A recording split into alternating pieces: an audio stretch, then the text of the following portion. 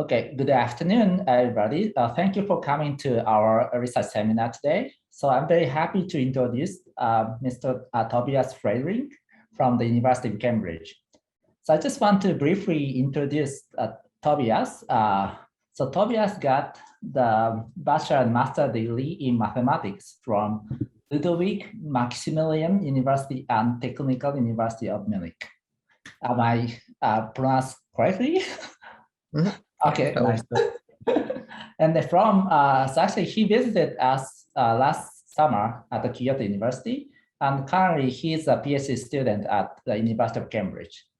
So today he will talk about our collaborative research last year about post-selection inference with HSIC-Lasso. So Tobias, please start. And before starting the seminar, sorry for the interruption. So if you have any questions, please feel free to post the message on the chat box. And yeah, okay. So then please, Tobias, start. Okay. Thanks a lot for the very kind introduction and for the opportunity to present our work at this seminar today. Without further ado, let's look what's on the menu for today. So our research, or this project, is really based on two pillars of research that have been separate in the past. So the first pillar of research is post-selection inference, or in short, PSI. And the second one is everything around the Hilbert-Schmidt independence criterion, in short, HSIC. So I will first present both either of these research directions separately, and afterwards I come to the main part, the contribution of our paper. After that, we look at the performance of our method on artificial data, and we end with the evaluation of the performance on real-world data. As already said, if you have any questions, just post them into the chat box. I will check it after this section, and this section, and hopefully we'll be able to answer your questions. Okay. So now on to post-selection inference. I guess that some of you might already heard of it, but I think it would be nice to start with a little toy example to illustrate why post-selection inference is actually important and what can go wrong if we don't do it. So I look at a very simplistic model just to make a point. So we just have a linear regression model that has 50 features, X, and our sample size is 300. So actually it's just a very ordinary setting. And the tasks that we are asked to perform is that we want to select the 5 most influential features and construct a 90% confidence interval for the associated regression coefficient. Well, how do we know what the 5 most influential features are? Well, we just say that the features associated with the regression coefficients beta j, which have the largest absolute value, must be the most influential features. So this is how we know. And I just generated some data, and I used a standard normal random number generator for the epsilons and the x. And what is important, that I actually set all of the beta j's in a data generating mechanism to 0. So actually none of the features is influential, but in a real application, we don't know the data generating mechanism, so we have to estimate these values here. So at first glance, the task looks pretty simple. I mean, this is a standard linear regression model. People have been thinking about this for decades. So we can just say, well, now we fit the model, we estimate our regression coefficients, select the the selective features that have the largest regression coefficients in absolute value, and just take the 90% confidence intervals that we get with our standard methodology for linear regression. So this is kind of a naive and a straightforward solution, and might lead to something like this. So this is a little plot where all of the dots here correspond to the estimated regression coefficients. So this would be beta hat 1, beta hat 2, beta hat 3, and so on. And the lines here correspond to the 90% confidence intervals. And we see that overall, well, the 90% confidence intervals seem to do what they claim. They cover the true value, which is 0, in roughly 90% of the cases. But what happens if we select the 5 most influential features? These are actually the ones in red, because the red dots have the largest absolute values. And now if we look at these confidence intervals here, well, we see that none of them actually covers the true parameter. So these confidence intervals are not 90% confidence intervals. In this application here, they're actually 0% confidence intervals, because none of them covers. And this is actually a pretty interesting and concerning finding, because it says that in this selection, this selective inference setting, we can't use our normal methodology. So to describe the problem in one sentence, it really is that when we first perform a selection procedure, we have to account for the information that is encapsulated in our selection procedure when we do hypothesis tests or we construct confidence intervals. So what is the solution to this? Well, the solution is that we do conditional inference, and we condition on the information that is given in the selection procedure. So for our example, it would look something like this.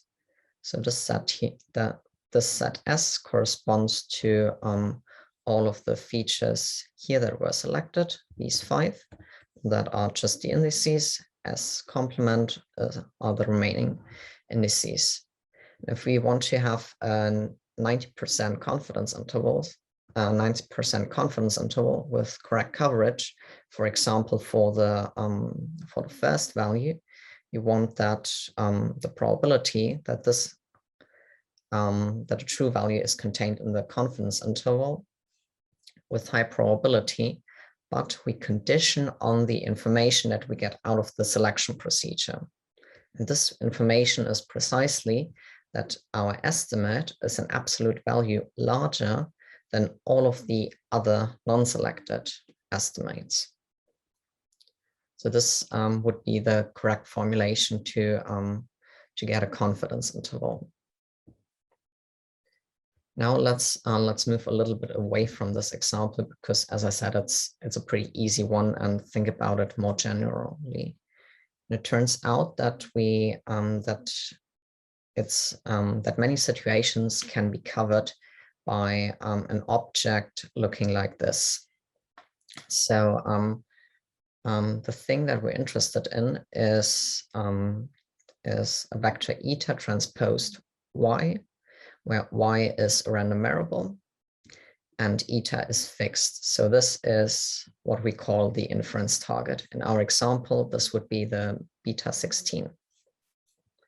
And now we condition on this set here, which has an affine linear structure. So we have the same random variable here and a fixed matrix A and a vector B. And this corresponds to the information encapsulated in the selection procedure, and we condition on it.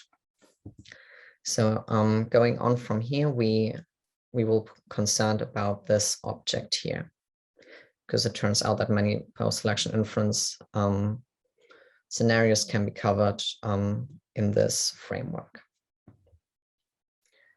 To study the distribution, we actually need a little bit of notation, and the most important object is that of the truncated normal distribution. So we say that a normal distribution is truncated to an interval AB, and we denote the cumulative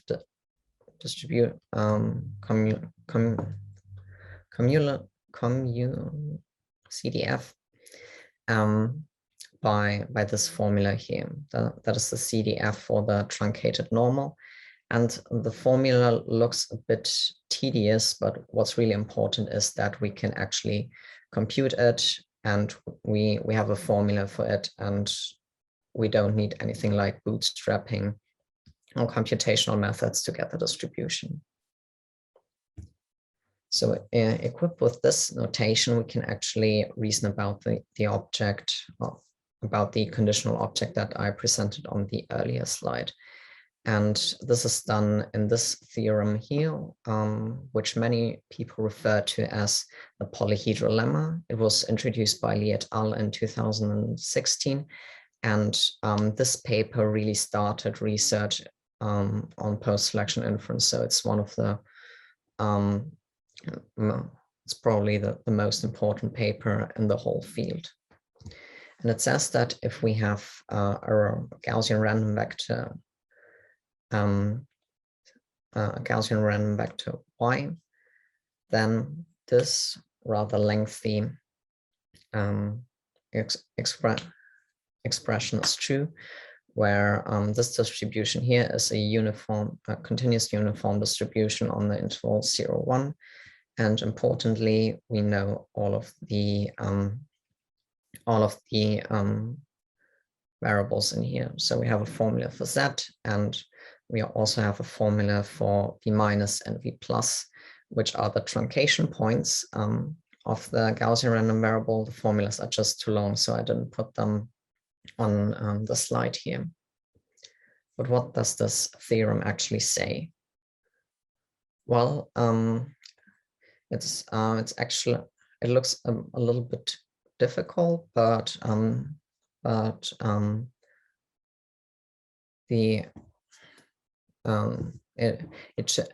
essentially it just declares that that the distribution of this object here, which we are interested, is a truncated Gaussian distribution. And why is this? Well, that if we just have any random variable x and we plug it into its own CDF, we get a uniform 0, 1 distribution. And this is precisely what the theorem tells us here. So we know that the distribution of that thing here, which we need for post-selection inference, is actually a truncated normal. I think this would be a good time to check the chat box. Well, no questions here, so I think then that I'll just continue with the second pillar of research I'd like to present. This is the Hilbert-Schmidt independence criterion, or HSIC, and as the name already suggests, it is concerned with assessing whether two random variables are actually dependent or independent. And there's a lot of functional analysis and Hilbert space theory, even operator theory behind this, but here I just want to give a little flavor of how it works. So the idea is that we embed the probability measures of two random variables, x and y, into an RKHS. More precisely, we embed the joint probability measure and the product of the marginals into an RKHS. Then we use these representations in the RKHS to compare them via the distance in this RKHS, and this distance is the maximum mean discrepancy. So the idea is that if x and y are independent, these two measures are the same, and then they also have zero distance in the RKHS.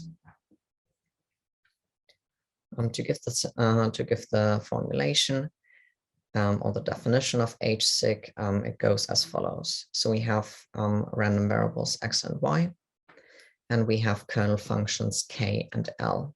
You can think about these kernel functions maybe as a Gaussian kernel or as a Laplace kernel. And the HSIC for these two random variables is now given as this expression here, where x prime and y prime denote IID copies of x and y. So the properties of HSIC are really intriguing, because at no point did I need any assumptions on the distribution of x and y. I did not require any parametric assumptions or assumptions on the family, no sub-Gaussianity, no other symmetry. It just works for any random variables x and y. And this is, that's one of the really strong points of this method. Now, very unsurprising, HSIC is non-negative, just as a distance in any space. That's pretty natural. And it is also zero if and only if x and y are independent. And more important for application even, we can handle both classification and regression settings with HSIC. We just need to choose a good kernel for either continuous or categorical data. So until now, everything that I've told you is probabilistic, but as we would like to do statistics, we don't actually know the distribution of x and y, so we can't compute HSIC. We can only estimate it from data. So next, I will present a couple of estimators for HSIC. First of all, let's get some notation out of the way. So we are in our standard IID setting with data ranging from xi is equal to 1 to sample size n. We define matrices k and l just via the data and the kernel functions. We also introduce k tilde and l tilde, as well as this centering matrix gamma. And the first estimator that was presented for HSIC actually goes back to the original paper by Gretchen et al. From 2005. And it has this rather simple formula. But the weak point of this estimator is that it is actually biased. And so 7 years later, Song et al. Presented an estimator which overcomes this and is actually unbiased. But both of these estimators actually share a property that is, if x and y are actually independent and we scale the estimator, so this is either HSIC-B or HSIC-U, with n, it converges to a distribution, but this distribution is not a Gaussian distribution. So this is, later in the talk, it will become clearer why this is a behavior that we would like to avoid. So for now, we have to find other estimators that come around this kind of weak point.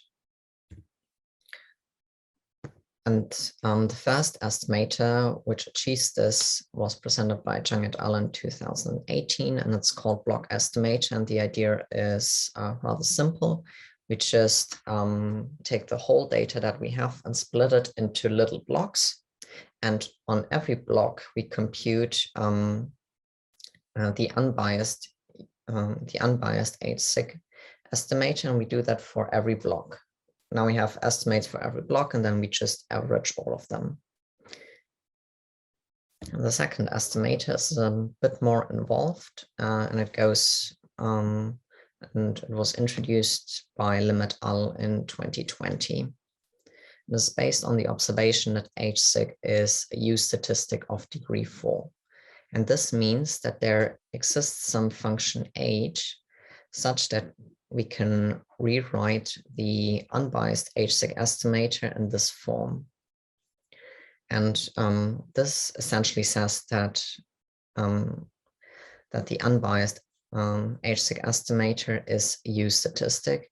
And as soon as we've established that, we can leverage the whole work that has been done on U statistics in order to get an estimator. And it turns out that if we take the sum not over this incredibly large set Sn4, but a subset D, which is of order of the sample size, and we scale correctly, mainly replacing this term with this term here, we also get an estimator for HSIC. And both of these estimators behave a lot better when it comes to asymptotic convergence. So if we scale the block estimator with square root n over b, converges to an asymptotic random variable. This is actually an immediate consequence of the central limit theorem. And also for our HSIC, for our incomplete U statistics HSIC estimator, if we scale it by square root m, it also converges asymptotically to a Gaussian random variable. And this is due to the theory that has been developed for U statistics. Okay. So now we know how to estimate our HSIC estimator. So we can now finally put it to use to do feature selection. And the main goal is that we want to use HSIC to select features in a regression setup. And not only do we want to select features, we also want them to be non-redundant, and it becomes clearer in a little while what this means. So again, we need a little bit of notation. So these matrices, gamma and L, are just the ones that I defined 2 slides earlier. And the HSIC-Lasso, which accomplishes this goal, was presented by Professor Yamada et al. In 2014. And the formulation is given in its original form like this here. So first of all, why it's called HSIC-Lasso is pretty obvious, because we have here just a normal lasso penalty. But why it's called HSIC-Lasso becomes a little bit clearer when we rewrite this first term here.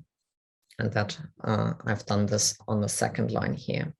So again, we have an expression of this term here in terms of HSIC estimates, more precisely biased HSIC estimates.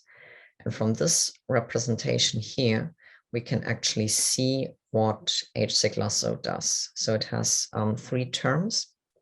And the first one is responsible for selecting influential covariates. So here we have our response y, and we have a feature xj. And if the feature xj is really influential on the response, the HSIC estimate will be large, because the HSIC, well, it measures the dependence. So we would like to have a beta j that is really that is large, because it minimizes the whole term then a lot. The second term on the other side concerns the dependence structure between the different features. So here we have the dependence of feature xi and xj, and if they are really dependent on each other, or rather they are really redundant in a way, we see that this estimate would be large, and therefore we are incentivized to set our beta I and our beta j really small because of this plus sign here. The last term, well, it just enforces sparsity. in the beta hat estimate that we get. Okay, so at this point, we're done with the HSIC session, and I check the chat box if there are any more questions. No, I can't see any. So I continue with that part of my talk. This is really where our paper starts and does something new. So we now have the HSIC-Lasso selection procedure, which selects features, and we have this PSI framework that ensures that we have correct inference after we selected features. And our paper brings these two things together. So when we wrote this paper, when we did the research, there were essentially four obstacles that we had to get out of the way to apply post-selection inference to HSIC-Lasso. And the first one is that the polyhedral lemma is a little bit restrictive because it assumes a normal distribution. It assumes that the covariance matrix is known. This is pretty restrictive in actually an applied setting. So we needed something more general, and we actually proved a version of the polyhedral lemma that deals with asymptotically normal random variables. And all of this is in the paper, but since the notation is a bit longish and I'm not really sure that the proof is all that instructive, I leave that part out of the talk.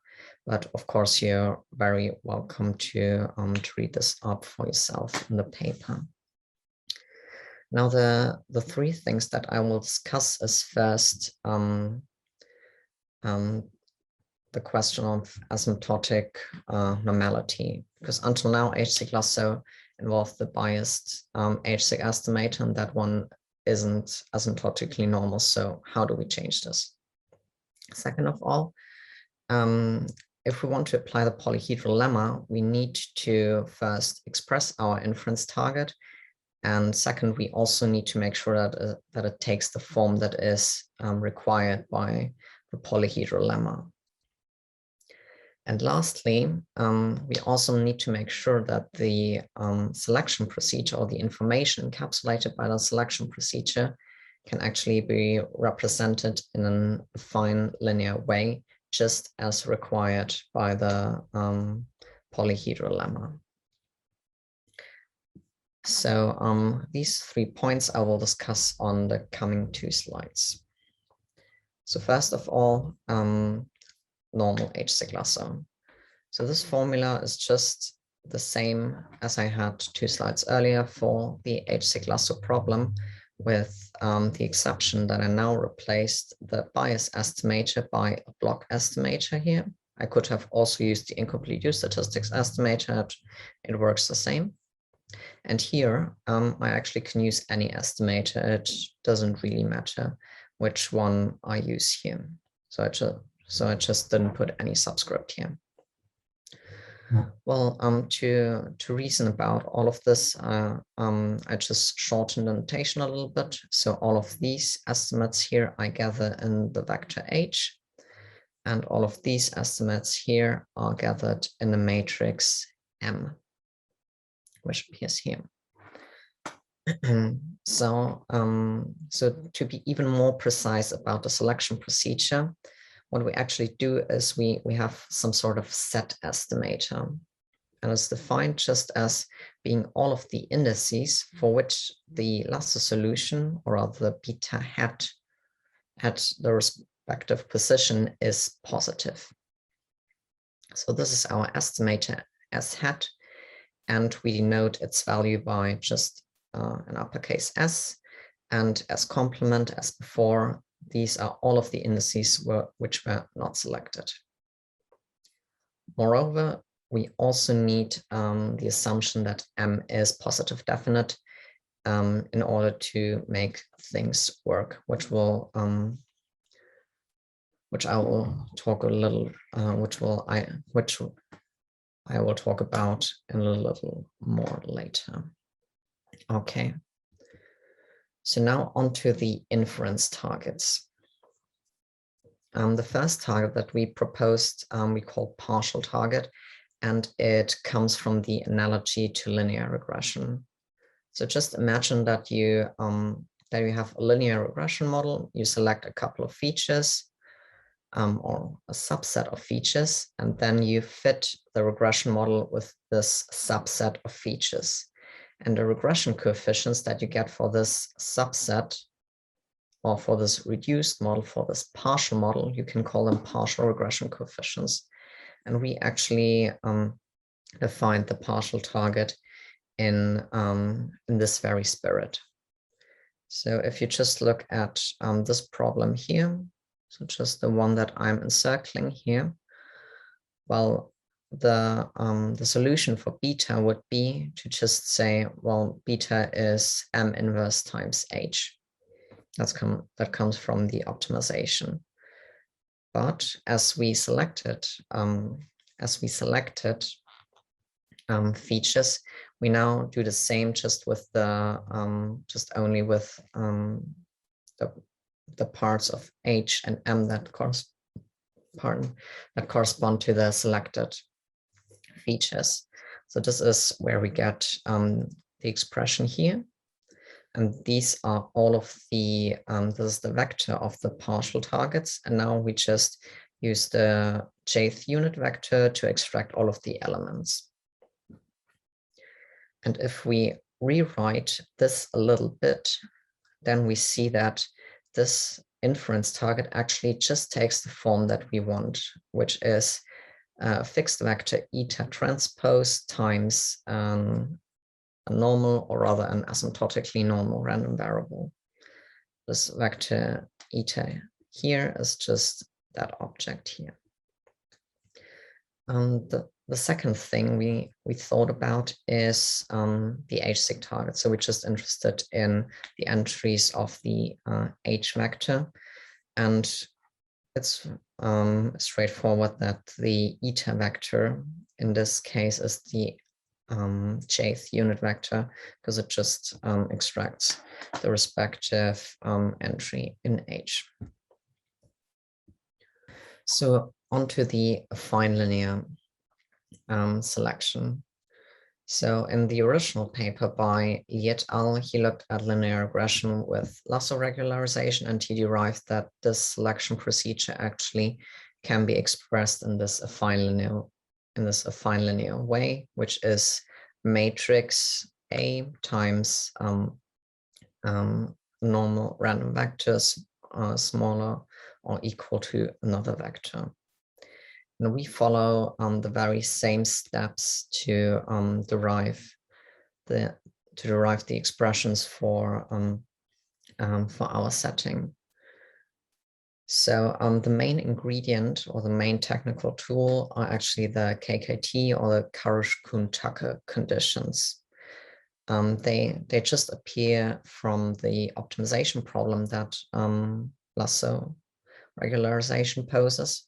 And it allows you to us to express the information encapsulated in the selection as this affine linear expression. So here we have our matrix, which is fixed. We have our asymptotically normal random vector, which is smaller or equal to fixed vector. Now we can just apply the polyhedral lemma, apply the formulas for V minus and V plus, and get the truncation points. And this way we are all set up to do correct inference.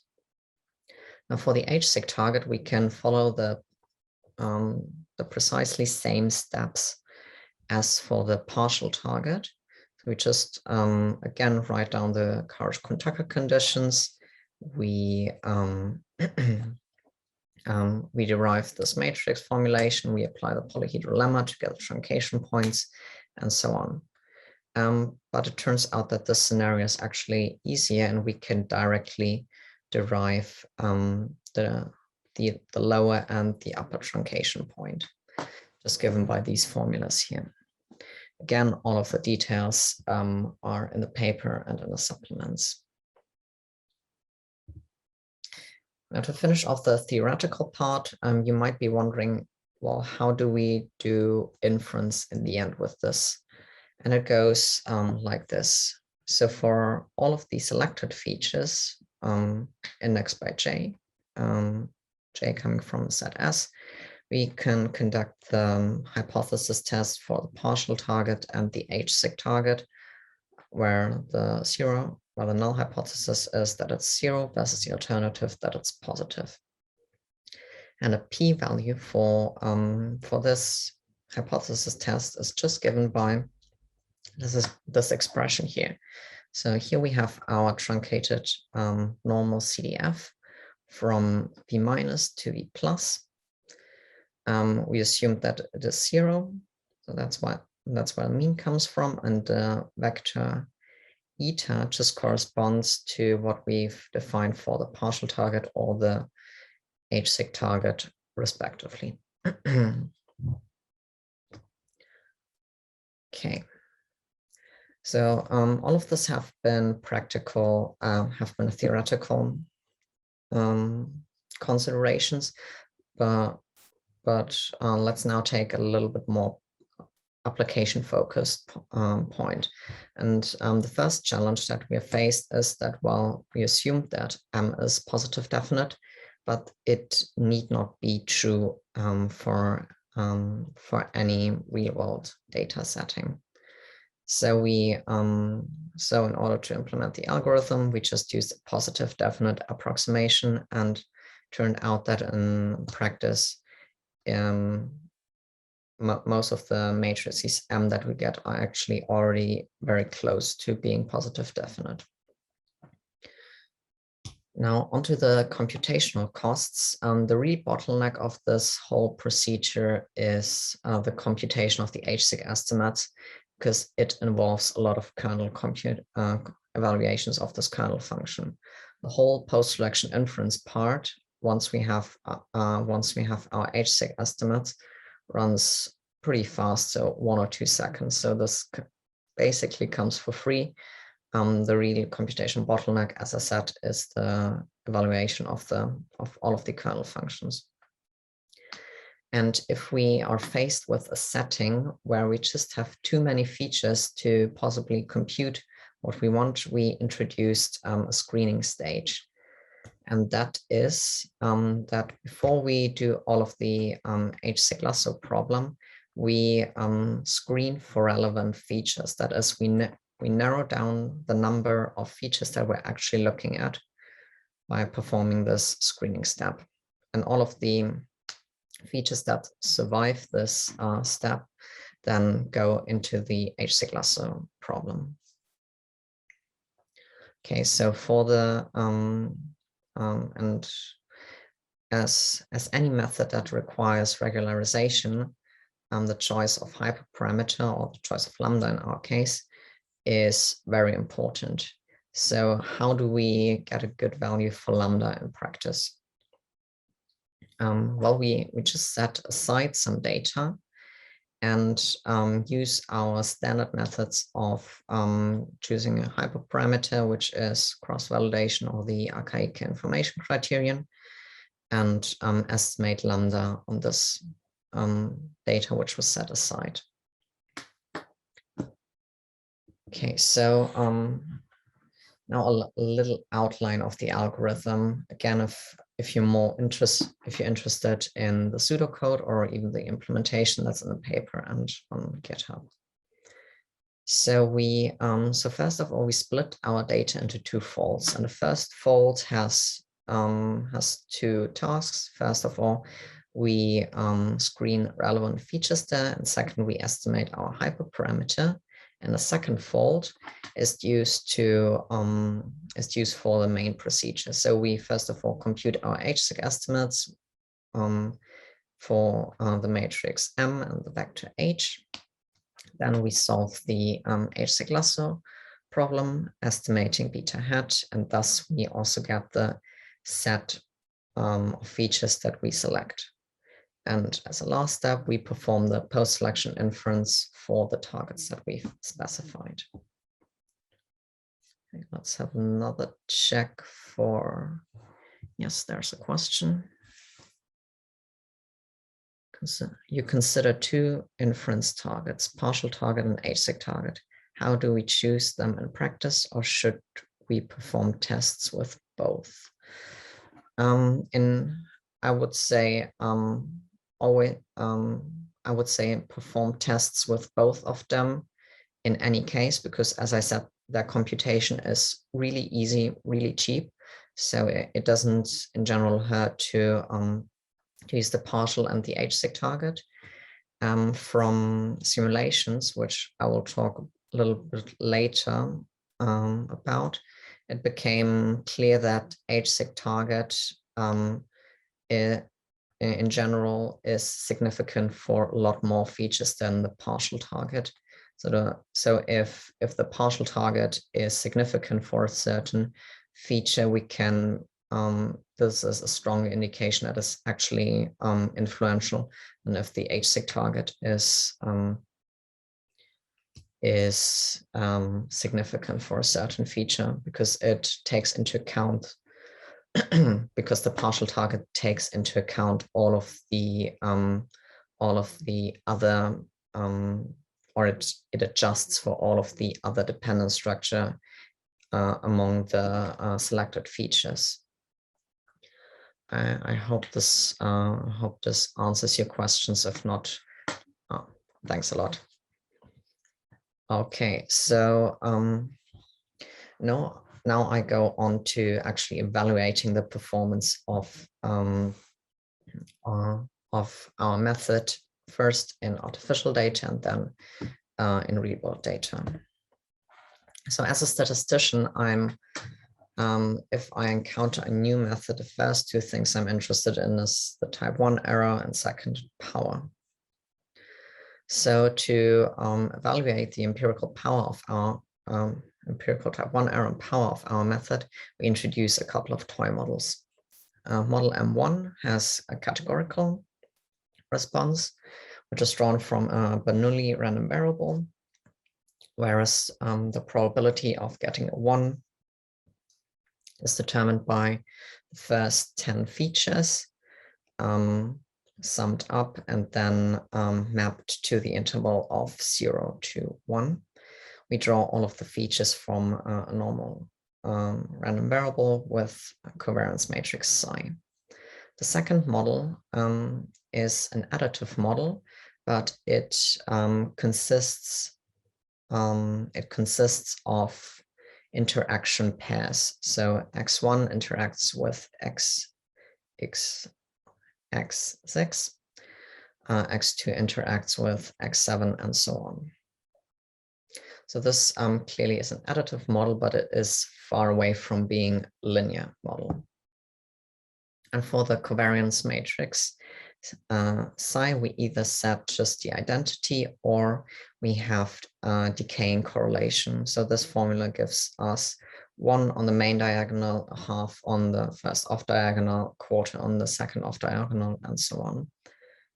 And we choose our sigma squared to make sure that the signal that we get from our x terms here is 5 times stronger than the error term. This is just to make sure that we are actually able to detect anything from the data.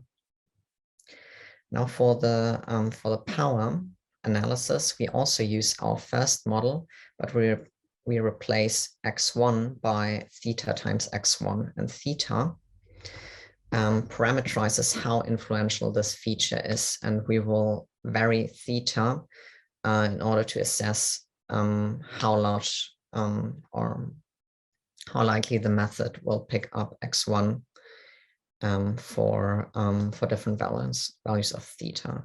We denote this modified model by M1 prime. We also introduce these models M3 and M4.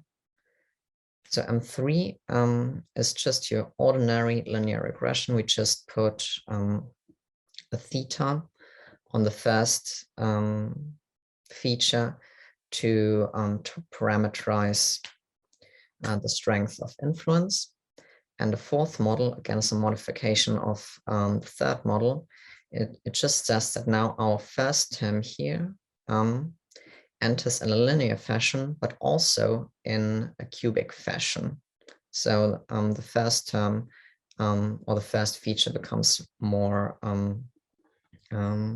becomes a little bit harder to handle. And here are the plots for the type 1 error and the power. In both plots, we tackled the HSIC target. So the first two panels respond to model M1, where the first and the third panel have identity correlation between the features, and the second and the fourth have decaying correlation. We also use different estimators, block estimator with size 5 and size 10, also the incomplete use statistic estimator.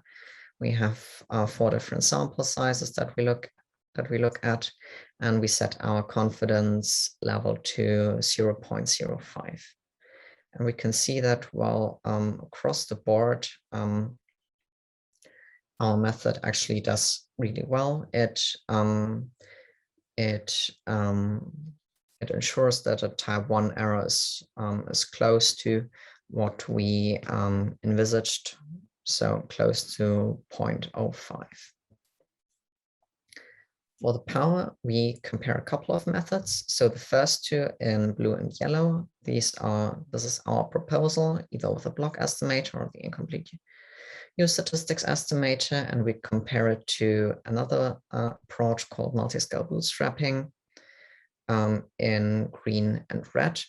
So this, as the name already says, is a bootstrapping procedure, and therefore computationally a bit more expensive than our method, because it relies on generating bootstrap samples to get the distribution, whereas in our setting, we already know that we have a truncated normal. So the distribution, in our framework, we don't have to determine the distribution, we already know it. And lastly, we also have a linear regression model with post-selection inference applied afterwards, just as the thing that Lee proposed in his paper. So the first model was the one with, the first panel displays the model with the discrete response or categorical response.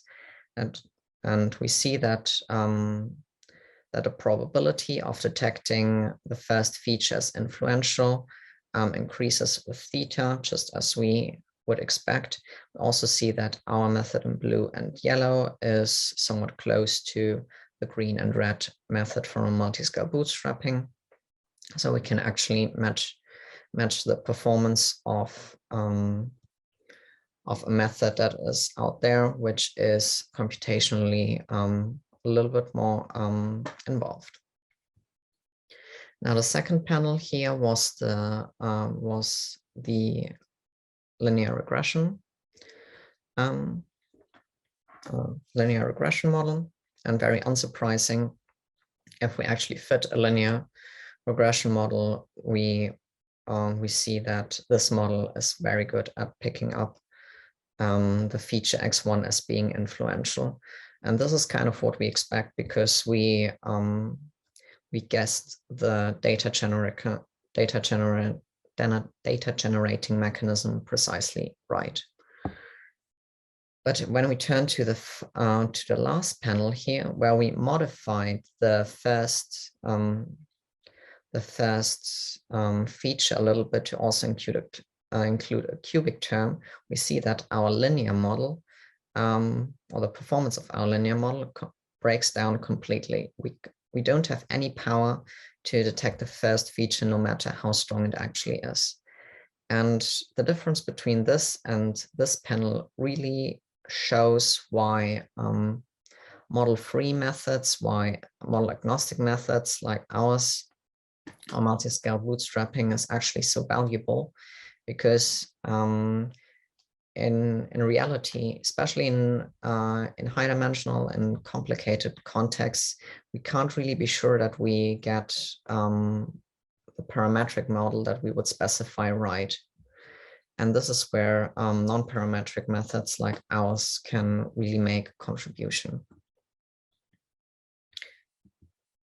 So to as a last point that I would like to present in this talk is the performance on real-world data. And for this talk, I selected the example of the RNA-seq dataset from the Broad Institute Single Cell portal. So this is a life science application. Our data looks as follows. So we have a 10-level categorical response, and this and all of the categories that we have are different types of blood cells. We have a lot of features, more than 25,000 genes, and the sample size is just about 1,000. So this is a really challenging data set because it's really high dimensional. So how would we analyze this with our method? Well, in the paper, we did the following. So first of all, we split the data in half, and we used the first half of our data to screen features. So we narrowed the number of around 26K features down to 1,000 features, just to make everything that comes afterwards computable. And we also estimated our lambda regularization parameter via tenfold cross-validation. Now, on the second data, on a second fold, the second half, we used our incomplete use statistics estimator of a size of 20, and we used the partial targets. Again, here the partial targets because they account for the dependence structure as a whole within the selected features. And the result looks as follows. So HSIC-Lasso selects 13 features or 13 genes, which are the ones in the table here. And 9 of them are actually significant.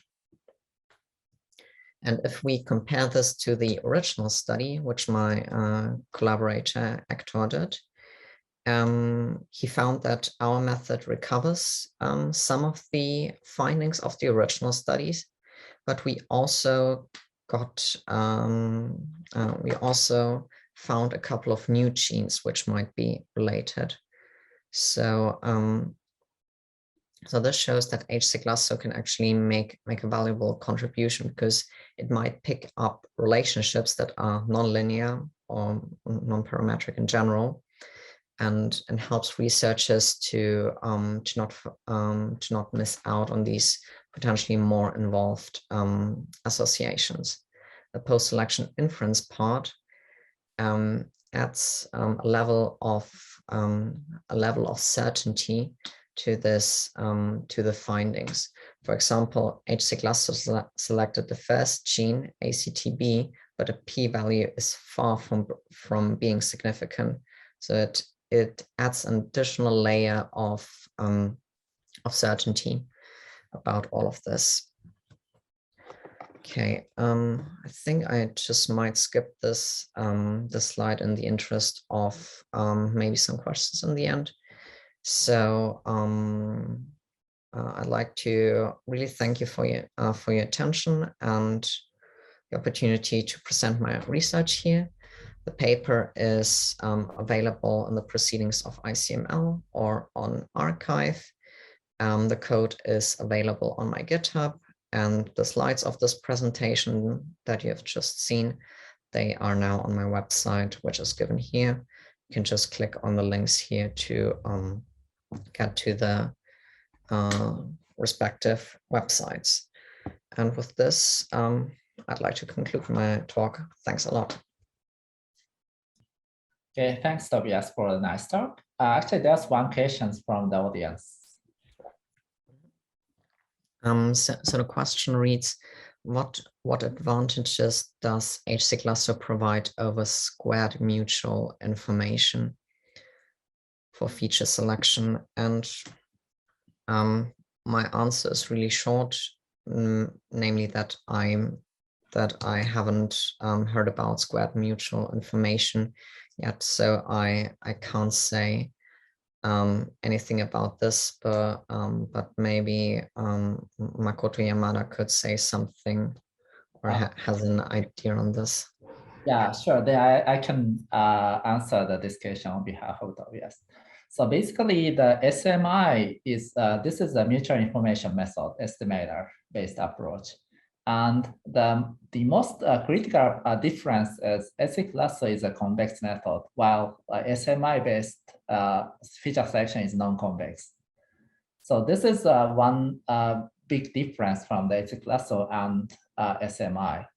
So because of this difference, I think because the Tobias's post-selection inference heavily depends on the convexity. So therefore, like if you use the HSIC-Lasso, we can do some inference. While if you use the SMI-based feature selection, maybe it's a bit difficult to do some inference on the top of the SMI-based feature selection. So maybe this is the one big difference from their method to ours. Yeah, thanks for the questions. So from the audience, do you have any further questions?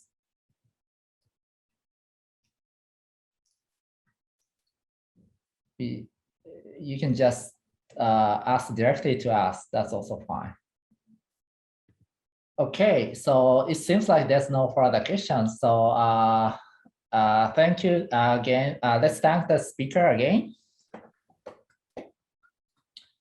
Okay, so this is the end of the seminar. Thank you for attending to us. And actually, we do have another research seminar in September 2nd. This is like 10 a.m. in speaker is Wei-Fa Hu from the Stanford University. Also, we have a research seminar this time slot next week as well. So if you are interested, please attend the other seminars as well. Thank you for attending the seminar. Okay, this is the end of the seminar. Thanks. Bye-bye.